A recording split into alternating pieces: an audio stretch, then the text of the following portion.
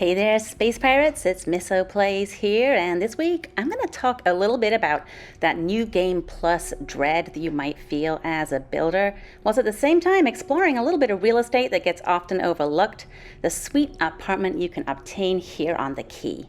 So let's take a look at these Captain Digs, which I've now decorated twice, and see how our interior design powers can level up alongside those starborn ones. Plus, I'll show you how to obtain this flat, because it seems that even a lot of people who side with the pirates don't realize that this apartment is theirs for the taking. So let's get a room and see just how well crime can pay.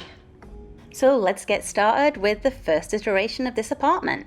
This is the one I decorated in my first game. It's relatively basic compared to its upgraded version in the next universe, but I was really happy here. A significant part of that first playthrough. Towards the back we got this slightly darker alcove, so that's where I decided to put my office since I don't want other pirates snooping my marks before I get to them. So I got this desk here and a little bit of armory and some lights that I floated up onto the ceiling because the lighting and filters here are very conducive to glowing objects, so I wanted to make the most of those. Got my contraband cache for all my pirate plunder and a few objects situated around the bed. Now the bed, as you can see, is in this little nook here, which comes just like that when you enter the apartment. It cannot be scrapped, so this is where you're going to be sleeping, and there's not a lot of space to decorate around the floor here, but there's quite a lot of room on the walls, so I channeled my old uni dorm room and went heavy on the posters for that part. Now as we come on through here, you can see that that floor plan opens up some and also lightens up some. So this is my main living quarters. It's a little gloomy in this corner, but I've managed to illuminate it a little bit more with that floater terrarium floating up on the ceiling using that technique I covered a couple of weeks ago. And keeping the tools of the trade at hand, we got some weapon storage on the walls and on the table off to the left there. Seating for one, as you can see, because my companion's not a big fan of the Key, or so they keep telling me. Then I repurposed this utility cart down here to be my dining table, kitchen, workbench, the works, because I wanted to kind of stick with that repurposed and reused theme that we see throughout the Key. Keep going with that kind of trashed pirate aesthetic while still getting all the functionality my girl might need in her sweet, sweet pirate digs. So that was my main base for quite some time. Let's see how that leveled up when I went through to my second universe and started decorating it all over again.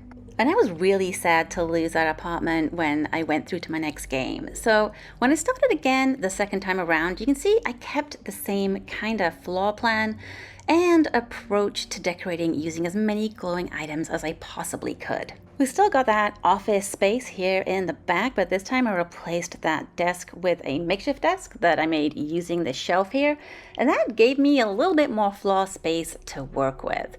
And I got these lights up here once again. Went with the brighter ones over the desk because that makes more sense.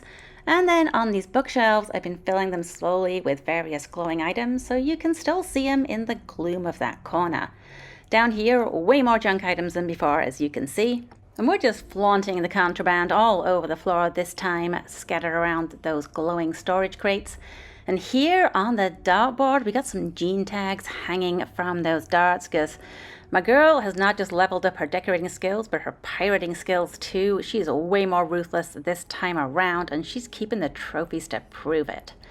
Now back to that bed nook. Not a lot you can do differently considering the bed is a permanent fixture, so we're back to those college dorm room posters, but I did manage to get quite a bit more junk around that area this time.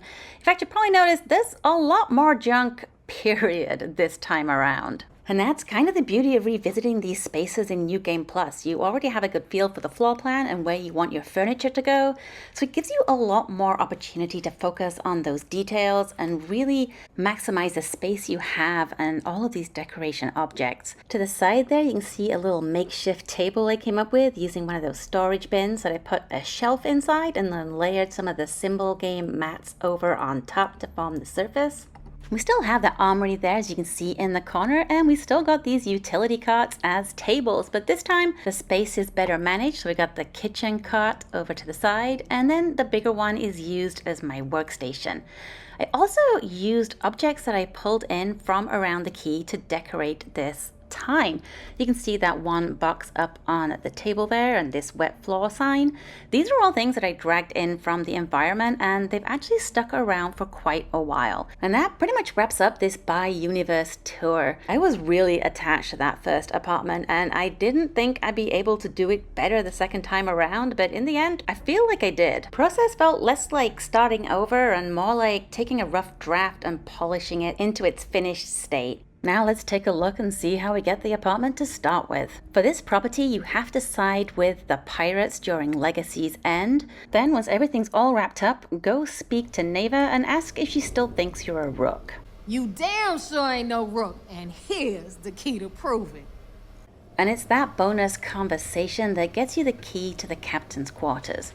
And to get straight to that room, all you gotta do is turn right around and walk down this hallway through that doorway there that says Captain's Quarters, helpfully enough, and room 07, that one's yours. Just open the door and you are in. Here's what it looks like all undecorated, and there's a pretty large amount of floor space to go in here. It's maybe about the size of the lower level of the well, minus the balcony, of course, which is pretty good going for a free room. We got that skull on the wall in the back, which is one of my favorite features, and the little graffiti over there on the corner too. As you can see, there's that bed nook. The bed's actually in there to begin with. And even though the floor space is chopped up quite a bit, it's really versatile and there's a lot you can do here. And to get to the apartment from your ship, which is how you're mostly going to be approaching it, all you gotta do is walk on straight back after entering the key to the Reckoner's Call, say hi to Voss, take a quick turn to the left, come on through this doorway here, and we've got these lifts over on the right.